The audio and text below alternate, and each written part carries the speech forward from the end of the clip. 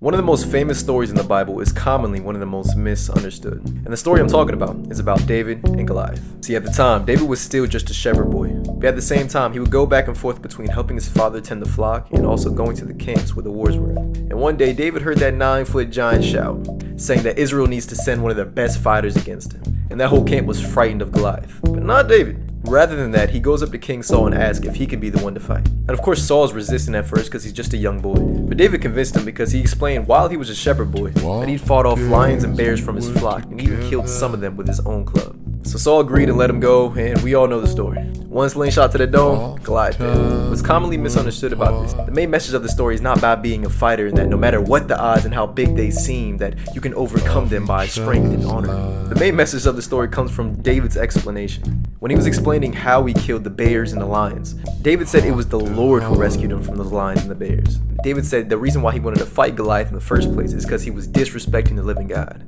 He said, "You come to me with sword, spear, and javelin, but I come to you with the name of the Lord's heaven's armies. Today the Lord will conquer you, and I will kill you and cut off your head, and the whole world will know that there is a God in Israel." So in all, the main message of this story is not about being an underdog. No, it's instead about having trust and faith in God. That David recognized the things that God had done in his past with the lions and bears, and recognized that with God's power, he's able to kill this 9-foot giant. The same thing with our lives. When we see a task that is so big, it's important to remember to have faith in God. The same God who's been with you your whole life up until now, that he is still with you, and have faith in him through everything.